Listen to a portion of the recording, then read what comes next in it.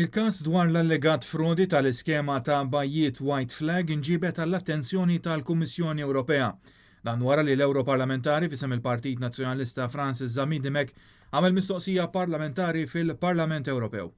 Francis Zamidimek spjega li qed jitlob lill-Kummissjoni Ewropea sabiex tindaga din l-iskema. Il-Kummissjoni tinsaqsija tafu b'da kollu qed issegwu daw ir-rapporti, tridu tkunu assoċjati ma' din l-inizjattiva, kim sejħa inizjattiva li tista' tkun allura każ ta' frodi kontra il-poplu Malti u użu ħażin ta' flus, qed toħorġu flus għaliha, dawn huma l-mistoqsijiet li jiena għamilt il-Kummissjoni, dawn huma ir-risposti li jiena qed ninsisti li jkolli tweġiba għalihom fil-Parlament Ewropew.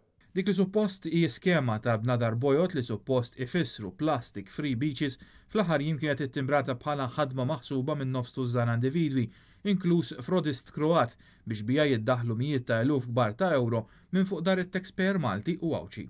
Skema li saret bil-barka tal-Ministru tal-Ambjent Jose Herrera u diversi ministri oħra tant li fl-aħħar saret ċerimonja dwar dan f'bajja lokali. L-individwi kienu jitolbu mal-25,000 euro bħala ħlas tal-bandira biex bekk jaqlaw kważi 200,000 euro minn Malta f'inqas minn sena. Dawn il-flus imħalsa sponsorships ta' bajjiet tal-bandira bajda f'Malta ġew trasferiti lil bank f'Zagreb fil-Kroazja. NetNews kienu kol talab ir-reazzjoni tal-Ministru tal-Ambjent Jose Herrera li ammetta li ma saret l-ebda due diligence iżda ma kienx inkwetat għaliex il-Gvern ma ħarriġ fondi pubbliċi. Ma tkun qed tħallal xejn minn għandi għaliex jiena għandi l-ebda contractual obligation. U għalhekk ma saritx ma ħassejx li kelli nagħmel. Free of charge ħajkun jagħti jagħmel is-servizz għall-Gvern Malti. Għamlu mod uża l-volontarjat. Lili jiena ma tħadd fl-ebda kuntratt miegħu da biex intih xi flus.